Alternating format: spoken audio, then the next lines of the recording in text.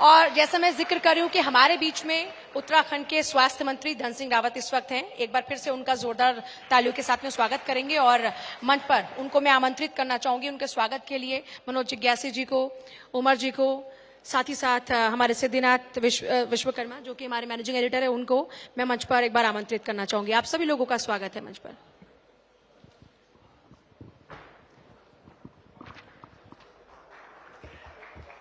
I would request Dr. Jagdish Chandra to be on stage. Manoj Jigyasi ji, Rubika Liaquat, Siddhinath Vishwakarma ji, our managing editor, and Syed Umar ji, and Anita Hada ma'am.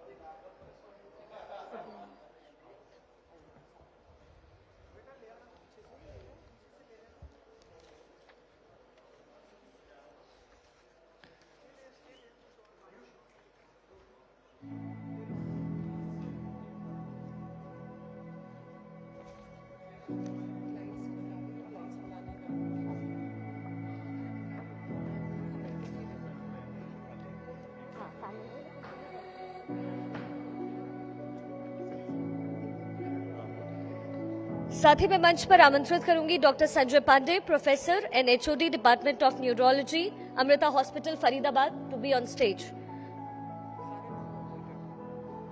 Doctor Vivek Chaturvedi, Amrita hospital Faridabad, professor and HOD department of cardiology.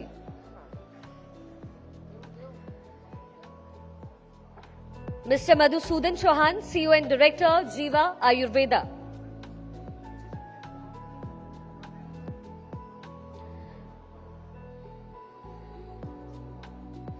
Doctor Arpit Chopra Jain, managing director, Arogya super speciality modern homeopathic clinic.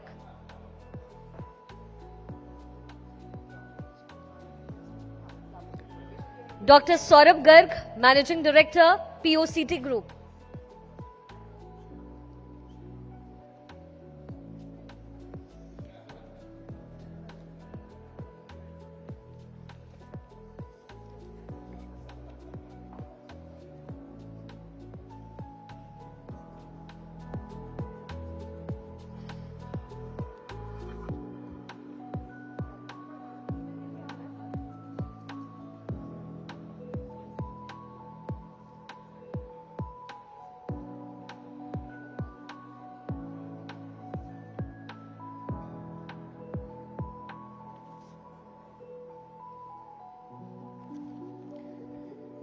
Doctor Rawat ji, I would request you to stay back please.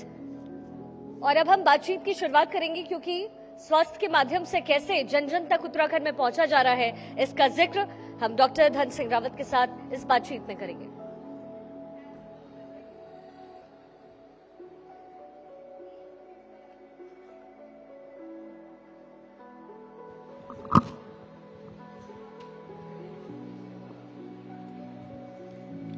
बहुत बहुत स्वागत है sir आपका। आपने busy schedule से हमारे लिए थोड़ा सा वक्त निकाला और हम बहुत खुश हैं कि आज आप इस सभागार में हमारे साथ मौजूद हैं। सबसे पहले से उत्तराखंड का जिक्र जब भी होता है, पहाड़ी राज्यों का जिक्र जब भी होता है, चूंकि आपके हाथ में इस समय स्वास्थ्य, शिक्षा और कई ऐसे विभाग हैं जो हमारी जिंदगी के लिए बहुत अहम माना जाता है। ऐसे में उत्तराखंड का जब भी जिक्र होता है तो कहते हैं कि पहाड़ों पर सर्विसेज इतनी आसान ना पहुंचानी होती है और ना वहां पर पहुंच लोगों की बहुत ज्यादा होती है। तो उत्तराखंड सरकार किस दिशा में काम कर रही है और कैसे स्वास्थ्य सेवाएं आराम से, आसानी से उपलब्ध हो सके, उसके लिए आप क्या कुछ कर रहे हैं? देखिए, सबसे पहले तो मैं भारत 25 का बहुत 24 सबसे पहले मैं भारत 24 का बहुत बहुत स्वागत करना चाहता हूं कि आप लोग देहरादून में भी आप लोगों ने बहुत अच्छा एक समिट कराया था और आज आप लोगों ने हमको यहाँ भी बुलाया है। और बड़ी बात यह है कि आपने उस दिन तो खाली नेताओं को बुलाया था जी, आज आपने डॉक्टर्स को भी बुलाया है, आज आपने सभी लोगों को बुलाया है। और ये बड़ी बात है कि जब कोई बात डॉक्टर कहता है तो उसमें बहुत बड़ा विजन भी हो जाता है। जहाँ तक उत्तराखंड राज्य का सवाल है, तो उत्तराखंड राज्य में चाहे स्वास्थ्य की सेवाएं हों, चाहे शिक्षा का हो। हमारा राज्य एक ऐसा राज्य है पूरे भारतवर्ष में जहां आयुष्मान 100% लोगों के लिए है। जी चाहे वो अमीर है, चाहे वो गरीब है, चाहे वो छोटा है, चाहे वो बड़ा है, सबका साथ सबका विकास का जो नारा है वो आयुष्मान भारत में उत्तराखंड में 100% लोगों के लिए है। जी और अभी तक हमारे राज्य में हम 53 लाख लोगों के आयुष्मान कार्ड बना चुके हैं। जी 8,37,000 लोगों का इलाज अभी तक हम फ्री कर चुके हैं। पर डे हम 1300 लोगों का निःशुल्क इलाज कराते हैं पर डे। और ये स्कीम इतनी गजब की है कि भारत सरकार ने भी आज हमको पुरस्कार दिया। अभी मैं वहीं से आ रहा हूं कि सबसे अच्छा काम अगर कोई राज्य कर रहा है तो उत्तराखंड राज्य कर रहा है, जो कि सभी नागरिकों के लिए सार्वभौमिक है।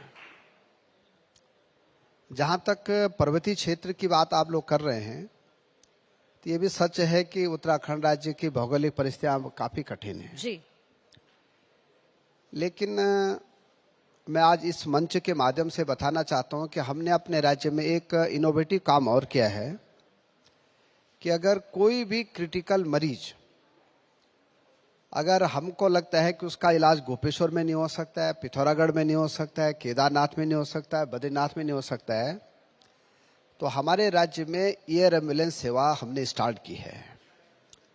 और हम प्रत्येक क्रिटिकल मरीज को एम्स लाते हैं, मेडिकल कॉलेज में लाते हैं और फ्री में लाते हैं। 1 रुपए मरीज को नहीं देना पड़ता है। तो अभी भारत सरकार स्वास्थ्य मंत्री जी ने भी इस काम के लिए हमको पुरस्कार दिया है कि ये जो है पर्वतीय राज्यों के लिए बहुत अच्छा काम आप लोग कर रहे हैं। जी तो मुझे लगता है कि अगर इच्छा शक्ति हो और अगर कुछ जज्बा हो काम करने का तो कोई भी काम असंभव नहीं है कि वो नहीं हो सकता है। बिल्कुल। फिर हम 270 जांचें अपने राज्य में फ्री कराते हैं।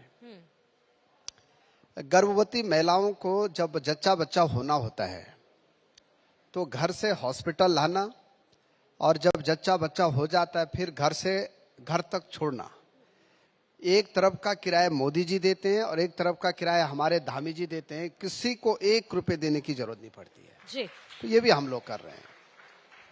तो मैं कह सकता हूं कि स्वास्थ्य के क्षेत्र में हम लोग काफी प्रयासरत हैं कि अच्छा काम हो। जी लेकिन अभी और कुछ करने की जरूरत है। अभी अटल आयुष्मान योजना आप कह सकते हैं कि राजनीतिक तौर पर देखा जाए तो एक गेम चेंजर सरकार के लिए साबित हुआ है। लेकिन चूंकि आप अभी अभी जिक्र कर रहे थे माँ जो बच्चे को जन्म देती है तो आने जाने का आपने हिसाब किताब बताया, लेकिन अभी भी धन सिंह जी ऐसे हमने कई सारी हमने तस्वीरें देखी है जिसमें महिलाओं को स्ट्रेचर पर घर वाले लेकर के जा रहे हैं। जाहिर तौर पर पहाड़ी इलाका है, मुश्किलें तो बहुत ज्यादा है वहां पे, लेकिन इस मुश्किल को आसान कैसे किया जाए, क्या कुछ सरकार कर रही है, ये तो आपने बता दिया, लेकिन क्या ये पूरी तरीके से सफल होकर ये धरातल पर उतारा जा रहा है?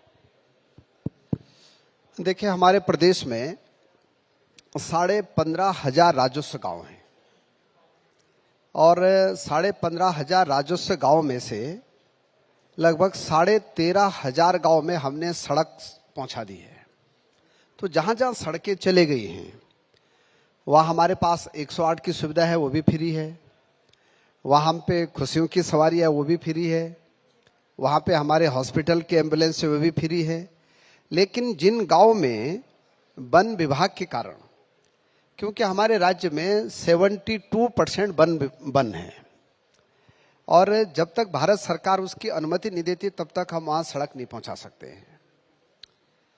तो जिन जिन गाँव में अभी सड़क नहीं पहुँची है, हमने अपने राज्य में एक अभिनव प्रयोग और किया है कि उन गांवों को हमने एक एक पालकी दे रखी है, जिसको हम स्थानीय भाषा में डोली भी कहते हैं जी। और जब भी किसी मरीज को कोई दिक्कत होती है या किसी गर्भवती महिला को हॉस्पिटल तक लाना होता है तो हमने अपने राज्य में 1500 गांव में एक एक पालकी फ्री में दे रखी है, डोली। और 1500 रुपये हम उस गांव के 4 नौजवानों को देते हैं कि वो मरीज को सड़क तक लाते हैं। ये भी राज्य सरकार के द्वारा 1500 रुपये दिए जाते हैं। और जैसे मरीज सड़क पे आता है वैसे 108 के तहत हम उसको हॉस्पिटल ले आते हैं और फिर जब हॉस्पिटल से ठीक होता है फिर पालकी के द्वारा घर तक पहुंचा देते हैं। चलिए ये तो ये भी हमने एक इनोवेटिव काम किया अपने राज्य में। रावत जी, एमपी के बाद उत्तराखंड दूसरा ऐसा राज्य है जहां एमबीबीएस की पढ़ाई हिंदी माध्यम से होगी। हालांकि इस पर सियासत भी खूब हुई है, आप जानते हैं। तो ऐसे में आपकी क्या तैयारी है? देखिए, जब देश के प्रधानमंत्री जी ने ये आह्वान किया हम सबको कि मातृभाषा में भी पढ़ाई होनी चाहिए, तो तब ये दिमाग में आया, हम उत्तराखंड राज्य में हमने क्या किया कि जितने हमारे मेडिकल कॉलेज हैं, मैंने छात्रों से सीधे संवाद किया और उनसे कहा कि भाई आप अगर ऑप्शन देना चाहते हैं, लेना चाहते हैं, सरकार देना चाहती है ऑप्शन और आप लेना चाहते हैं तो बताइए। तो हमारे राज्य में 37% बच्चों ने कहा कि अगर हिंदी में भी एमबीबीएस की पढ़ाई होगी तो हम उसमें जाना चाहते हैं। क्योंकि हमारे राज्य में कई बच्चे ऐसे हैं कि जो कि उत्तराखंड बोर्ड के बच्चे हैं और वो एमबीबीएस करते हैं। वो एमबीबीएस इसलिए कर पाते हैं कि एक अभिनव प्रयोग हमने अपने राज्य में और किया है कि हम 40,000 रुपये में वहाँ एमबीबीएस कराते हैं। लेकिन शर्त ये रखते हैं बच्चे के साथ में कि जो बच्चा हमारे 40,000 रुपये बोर्ड में एमबीबीएस करेगा उसको 5 साल पहाड़ में नौकरी करनी पड़ेगी। तो जो बच्चा 40,000 रुपये में एमबीबीएस करता है हमारे यहाँ से, उस बच्चे को हमने ऑप्शन लिया कि अगर आप अंग्रेजी में पढ़ना चाहते हैं तो अंग्रेजी में पढ़िए, हिंदी में पढ़ना चाहते हैं तो आप बताइए। तो 37% बच्चों ने हाँ कहा और जब उन्होंने हाँ कहा तो तब हमने एक हिंदी का पाठ्यक्रम जो है बनाया और इस साल से हम अपने राज्य में बच्चों को हिंदी में भी एमबीबीएस की पढ़ाई शुरू करा रहे हैं, जो कि मध्य प्रदेश के बाद अब उत्तराखंड राज्य भी हो गया है। अगला सवाल रावत जी आपसे चारधाम यात्रा को लेकर के है। चारधाम यात्रा के लिए देश भर से लोग पहुंचते हैं, लेकिन वहां पर स्वास्थ्य सेवाएं बहुत ज्यादा अनुकूल नहीं है। जाहिर तौर पर परिस्थिति तो नहीं है, ऐसे में वहां पे स्वास्थ्य सेवाएं कैसे बहाल हो, उसको लेकर के सरकार क्या करे? देखिए, हमारे राज्य में लगभग 50 से 55 लाख जो है हर साल चारधाम यात्रा में आते हैं। और अभी तक क्या था कि चाहे हमारा रुद्रप्रयाग जिला हो, चाहे उत्तरकाशी जिला हो, चाहे अल्मोड़ा जिला हो, चाहे पिथौरागढ़ जिला हो, चाहे चमोली जिला हो, अभी तक वहां की आबादी के हिसाब से हम डॉक्टरों की नियुक्तियां करते हैं जी। लेकिन ये जो 50 लाख लोग हमारे यहाँ यात्रा में आते हैं, पहली बार हमने इनको भी गिना कि भाई ये भी हमारे नागरिक हैं और अगर कोई बीमार हो गया तो इनको जो है स्वास्थ्य सेवाएं देना हमारा काम है। बिल्कुल। तो हम 50 बेड का हॉस्पिटल बद्रीनाथ में बना रहे हैं, 50 बेड का केदारनाथ में बना रहे हैं, 50 बेड का हम गंगोत्री में बना रहे हैं, मेडिकल कॉलेज हम पिथौरागढ़ में बना रहे हैं। और इतना नहीं कर रहे, मैं आपके मन से भी कहना चाहता हूं कि ये भी देश का पहला राज्य उत्तराखंड है जहां की हम अपनी फैकल्टी को, यहाँ पे अमृता के हमारे प्रोफेसर साहब भी बैठे हैं, देश का पहला राज्य है डॉक्टर साहब हमारा जहां हम अपनी फैकल्टी को 1.5 गुना तनख्वाह ज्यादा देते हैं। चीफ सेक्रेटरी से भी ज्यादा तनख्वाह हम अपने राज्य में डॉक्टर को देते हैं। और वो इसलिए देते हैं कि उसको पिथौरागढ़ में भी सेवाएं देनी है, उसको अल्मोड़ा में भी सेवाएं देनी है, उसको बद्रीनाथ में भी सेवा देनी है और उसको केदारनाथ में भी सेवाएं देनी है। और इतना ही नहीं कर रहे हम, जो व्यक्ति या डॉक्टर या पैरामेडिकल स्टाफ अगर केदारनाथ में रहेगा 1 महीने तो उसको रहना और खाना फ्री है, उसको टीएडीए भी फ्री है, उसको जो है 15-15 दिन हम रोटेशन कराते हैं कि 15 दिन केदारनाथ में रहना भी एक बड़ा काम है, बहुत बड़ा चैलेंज है। बिल्कुल, बहुत बड़ा चैलेंज। तो हम अब हर डॉक्टर ये चाहता है कि मैं 15 दिन केदारनाथ यात्रा पे जरूर मैं ड्यूटी करूं, ये हमने कर दिया है। और इतना ही नहीं किया है, जैसे हमारे अमृता के डॉक्टर साहब हैं, वहां पे कार्डियो वाले हैं, न्यूरो वाले हैं, हम 6 लाख रुपए भी अपने प्रदेश में तनख्वाह दे रहे हैं कि अगर कोई कार्डियो का डॉक्टर हमारे यहाँ आता है, कोई न्यूरो का आता है तो 6 लाख रुपए तक तनख्वाह हम दे रहे हैं। तो मुझे नहीं लगता है कि देश में कहीं इतनी तनख्वाह होगी। अगर आप में से भी कोई डॉक्टर उत्तराखंड में सर्विस करना चाहते हो तो हमारे दरवाजे खुले हैं। जी। हेल्थ मिनिस्टर मनसुख मांडविया जी ने एक इच्छा जाहिर की अभी कुछ दिनों पहले। उन्होंने कहा, उत्तराखंड के दौरे पर थे, कि उत्तराखंड पहला ऐसा राज्य बने जहां टीबी के मरीज ना हो, क्योंकि पहाड़ी इलाकों में हमने अमूमन देखा है टीबी की जो प्रॉब्लम है वो बहुत ज्यादा रहती है। तो ऐसे में अब क्या इस चुनौती के लिए आप तैयार हैं? देखिए, आपने बहुत अच्छा क्वेश्चन पूछा मुझसे। WHO ने पूरा एक प्लान बनाया है कि टीबी मुक्त विश्व जो है 2030 तक बनाना है।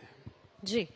हमारे प्रधानमंत्री जी ने कहा कि 2025 तक टीबी मुक्त भारत बनाना है, और उत्तराखंड ने कहा कि 2024 तक हम अपने राज्य में टीबी मुक्त कर देंगे उत्तराखंड को। जी। और आपको ताज्जुब होगा, हमारे राज्य में 15,259 टीबी के मरीज हैं, जी। और हमने हर मरीज को एक एक निक्षय मित्र दे दिया है। देश का पहला राज्य उत्तराखंड है जहां की एक टीबी के मरीज को एक आदमी गोद लेता है और उसका पूरा इलाज और पूरी दवाई देने का काम वो करता है। जी। तो हमारा टारगेट ये है कि हम आजकल एक एक ग्राम सभा को टीबी मुक्त कर रहे हैं।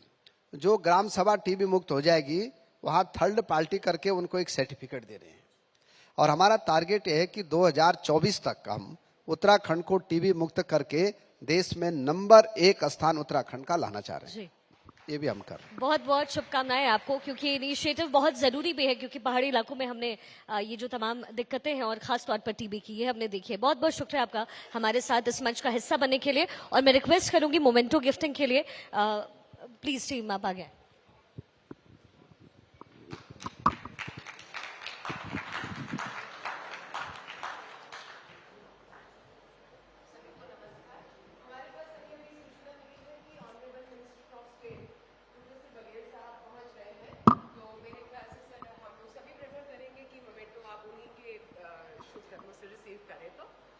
Just wait for 2 more minutes. He is reaching, right? Excellent.